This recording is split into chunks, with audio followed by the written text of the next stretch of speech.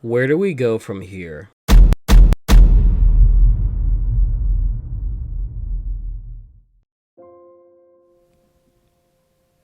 Who the hell am I kidding? I don't deserve her. I'm sure this is the question Seth MacFarlane had to ask himself after he had gotten the news that Family Guy had been canceled. 2 weeks from today, Francine, you will be here walking down the aisle. I've recreated the menu, the flowers. I even have a string quartet playing the score from Room with a View.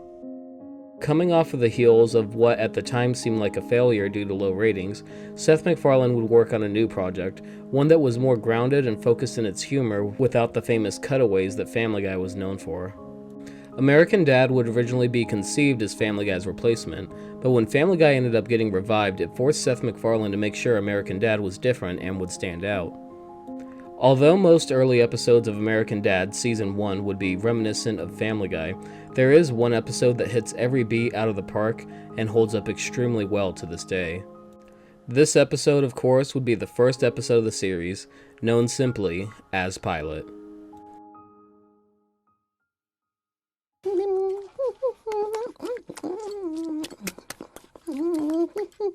Shut up, Steve! I have a term paper due. Oh, yeah, right. Community college. Big girl, big girl.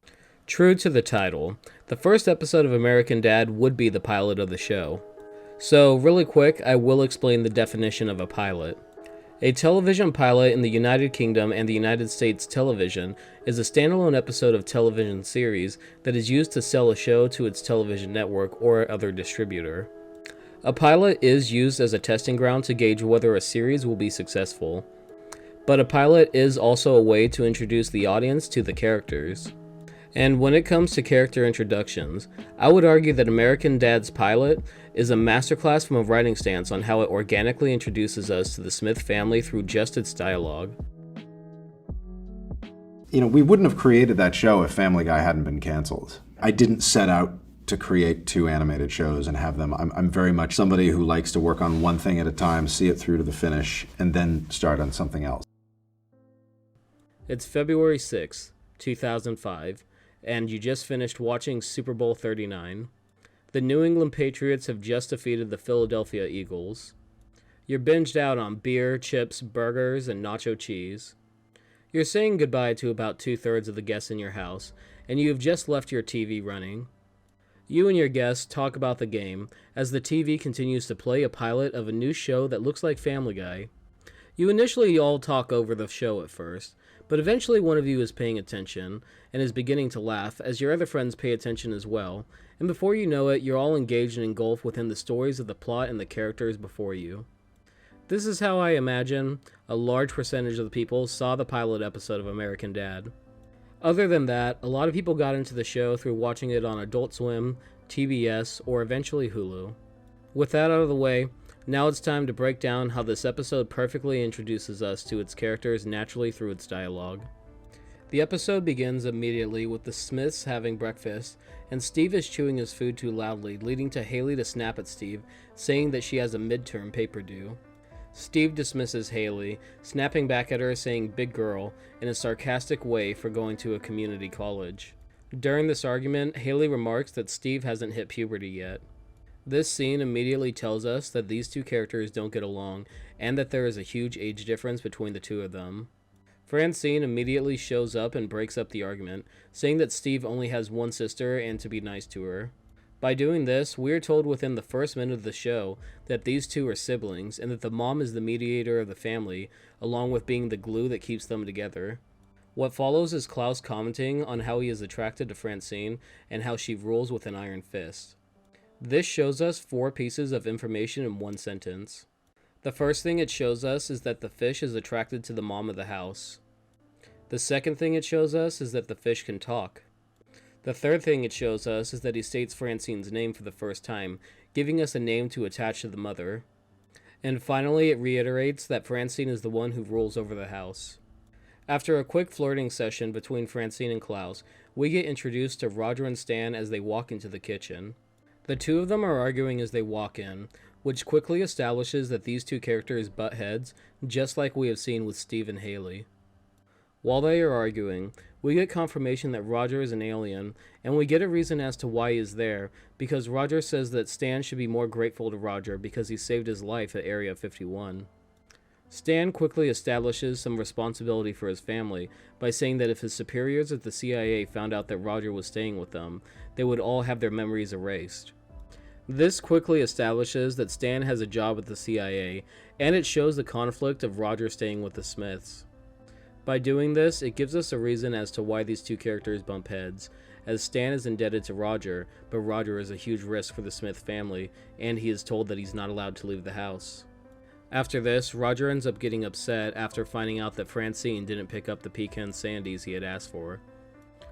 Oh, hey, Francine, did you get those pecan sandies I asked for? Oh, Roger, I'm sorry. I was at the market yesterday and I forgot. Pretty sure I asked for pecan sandies. But, I look at a character like Roger, and that character is kind of mushroomed into something very different. Probably not what I would have done, but people love it. There's no word to describe it. Schmoobly dong? That's not it, but it's close. You can create a character, but other writers might be able to do something more interesting with it. And I think you see that all over television. All of this shows a staple of Roger's character, and that staple is that he indulges in momentary pleasure and gratification, along with him being lazy. After Stan shows that he has insight about a terror alert, Haley uses this as an opportunity to bash his job, showing that she disapproves of his style of employment, while this also shows that Stan is constantly on edge as he destroys the family toaster. Francine once again shows that she is the glue of the family, as she takes the destroyed toast for breakfast to not start an argument. After this, Stan shows some interest in Steve's life, but he is also controlling as he asks about a girl that Stan had picked for Steve to go after. But, to Steve's credit, he shows some backbone, as he points out that he was actually going for another good-looking girl. Stan tells Francine to tell Steve about all the girls he dated in high school, but once again we get establishing dialogue, as Francine makes it clear that the two of them didn't meet until college. This shows us a timeline of when their relationship started, along with showing that Stan can be forgetful, which is a common theme across the series.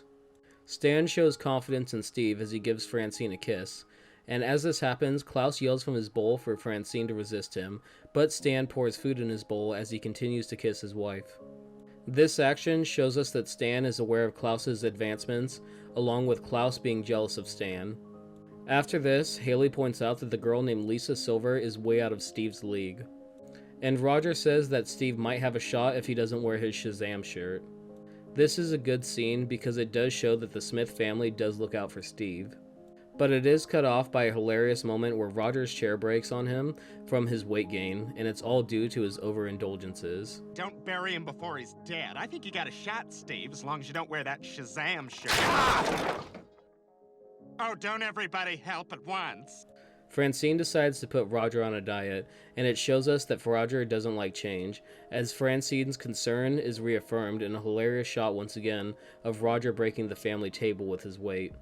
So I have a question for you guys. Can you believe that all of this information has been presented to us in the first 3 minutes of the episode? American Dad's cold opening does an amazing job of establishing each character's relationship with one another, along with their motivations. We can see that Stan is on edge and wants to protect his family. We can see that Roger wants momentary gratification.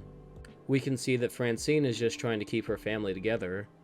We can also see that Haley is trying to get through college. And finally, that Klaus has a lust for Francine and Steve is trying to get a girl from his school. In just 3 minutes, we have everything that we need to know about the episode for the plot to unfold. And all of this takes place during a family breakfast. I really think American Dad hits it out of the park with establishing its characters in this opening scene. And as I have said, it organically weaves the characters through the dialogue in a very digestible, well-structured way. Now that we have all the characters established and their motivations clear, we get to see the plot of the episode unfold before us. So, after the family breakfast, we see Stan working at the CIA, showing that the CIA aren't actually causing any significant change, as he establishes a deal for IKEA to furnish Iraq. After we get it reaffirmed that Stan and his CIA peers don't actually get any work done, we cut to Steve at school sitting at the lunch table with his group of friends. These friends are Toshi, Snot, and Barry, and they would become staple characters of the series. We get our first look at an ongoing joke that Toshi speaks Japanese and none of his friends can understand him, but it's revealed that Steve didn't take Roger's advice as he decided to wear the Shazam shirt to ask out Lisa Silver. This shows that Steve doesn't always take the advice of the people around him. We see this by him not listening to Snot when Snot says that he is a madman, and we also see this when he wears the Shazam shirt that Roger told him not to wear. But Steve's friends do cheer him on as he goes up to ask out Lisa Silver, establishing that they do believe in Steve, and that he is the top dog in the hierarchy of their friend group. Lisa Silver rejects Steve, and while he is feeling down, he comes to the realization that girls would like him if he had a dog. He quickly comes to this realization after he sees a man get a good-looking girl because of his dog. After this, Steve asks Stan for a dog, but although Stan doesn't want to give him one at first, he gets persuaded by Francine after she covers for Steve, saying that he has an interest in joining the military, and this would teach him responsibility. Day joins the army. Are you seriously contemplating a military career? Hey, did somebody order a brand new dog? Oh, sweet, Dad, you're the best! What the hell is that? It's a dog! Oh my god. I really like this scene because it's consistent with Francine's character, as it shows that she really cares about her family and wants them to be happy. Stan ends up getting excited over the thought of Steve going into the military, so he goes out and gets Steve a 19-year-old dog.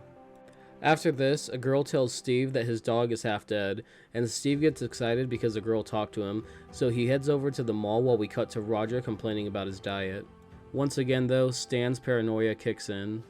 We see this happen when Roger breaks a jar, and Stan comes to the realization that there is a burglar in the house, so he rushes down to protect his family, but he ends up killing Steve's dog. Gee, Stan, what gives? Holy Toledo, you killed your son's dog. And don't ask me to bring him back with that E.T. finger thing, because that's a giant load of crap.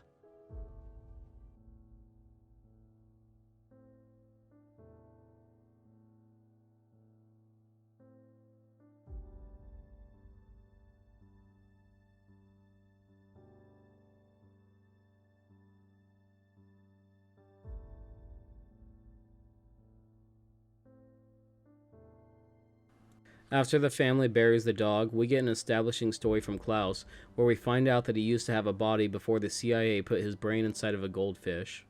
This is important because we get a reason as to why Klaus is with the Smiths, just like we got a reason as to why Roger is with them. Haley stays consistent with her character, as she ends up talking down on Stan's occupation, as the two of them always butt heads politically. After this, we get a hilarious scene that does show that Stan has some skill as an agent of the CIA, which is a subversion from us not seeing him get any work done while actually at his job. We see this when Stan steals a girl's purse so that Steve can come in and swoop in to save the day, but Stan completely outpaces Steve. Next, we cut back to Haley working on her midterm. This is important because it ties into the characters' motivations that were used in their introduction for the plot of the episode. Haley's midterm that she has due that was ragged on by Steve comes into play as she struggled to cram it in, and Roger uses this as an opportunity to get around Francine's diet that she has placed on him. We also get a brief cameo from Jeff Fisher, who would eventually become her husband later on in the series, so it was nice to see the seeds planted for future characters. After this, we get another scene of Stan flexing his CIA power, as he abducted Hilary Duff to go out on a date with Steve. But the true dilemma of the episode is that Stan can't figure out how to make Steve better at talking to women. Roger helps Stan come to the conclusion that Steve needs power if he wants to get women, so Stan rigs the school election to put Steve at the top of his school. The first episode does a good job of showing Stan's CIA position and how it gives him a lot of chance to set up scenarios that wouldn't work in other shows. This is because he has a cartoonish level of power and connections, which is something that does stay pretty consistent for the rest of the series. Roger ends up cranking out Haley's paper, so he arranges for her to continue to let him do work for her for junk food. Eventually though, with Steve's new position now as student body president, he ends up getting Lisa Silver as his girlfriend, but the power goes to his head, and once Lisa Silver shows that she doesn't like Steve, he decides to ban all forms of PDA within the school. Around the same time as this, Roger ends up having a sugar crash and doesn't even start Haley's paper. They end up buying more time by using the dog that had passed away as an excuse, and the teacher buys it, but Haley won't let Roger do her papers anymore. After this, Steve evacuated the whole school out of anger, and he barricaded himself inside of the school. Stan ends up entering the school to calm Steve down, and while he is entering, we get some hints towards Francine's dark past, but Stan lets Francine know that he has it handled. I lied and told the police we were lovers. He either killed himself or he's in jail. Francine, for God's sake, I got him! Want to talk about it, champ? Stan is able to calm Steve down after he reveals the truth to Steve that he wasn't actually a ladies' man in high school. Stan shows Steve a picture of himself when he was in high school, and it shows that he had a serious acne problem.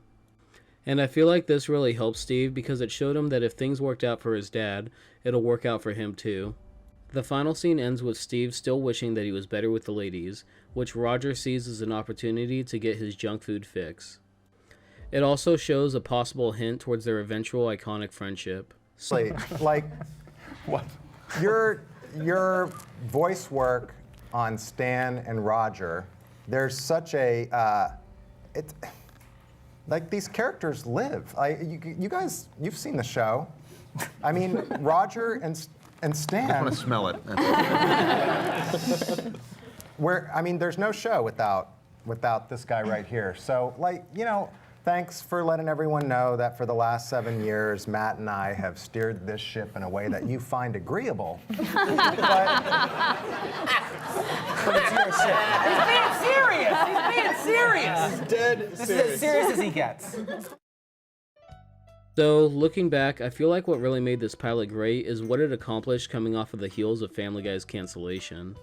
In the first 3 minutes of the episode, it managed to establish the whole Smith family, their goals for the episode, and how they interact with each other. It also established future plot lines by showing us that Stan had an acne problem, which would be brought up again in Season 4, Episode 8, titled Chimdale. The episode also shows us that Haley likes spending time with a boy that we would eventually find out is Jeff Fisher, and he would go on to be Haley's future husband. Another setup that would eventually become a huge part of the show is Roger's need to leave the house, and it would open up a plethora of ideas for the show. I feel like the creators of the show really struck gold when they came up with the idea to have Roger dress up and play any character. It really established a reason for him to leave the house, and it let them use him for any scenario they wanted to for the show. My only real complaint about the episode would probably be that they hadn't fully shed its Family Guy roots completely yet, as there are quite a few cutaways, but it isn't completely random as it flows into the dialogue of each conversation, so I give it a pass. I can definitely say I appreciate how American Dad strayed away from the Family Guy formula by almost fully omitting cutaways. Finally, as a standalone episode, I think it works great. I feel like it had all the tools to make one of the funniest adult animated shows on television. And when I look back at this episode and laugh at almost every joke, and understand all the characters and their relationships with each other, I realize that this was 22 minutes of gold. And when you look back and see how far Seth MacFarlane has come since those early episodes of Family Guy, I can firmly say, American Dad was the perfect pilot.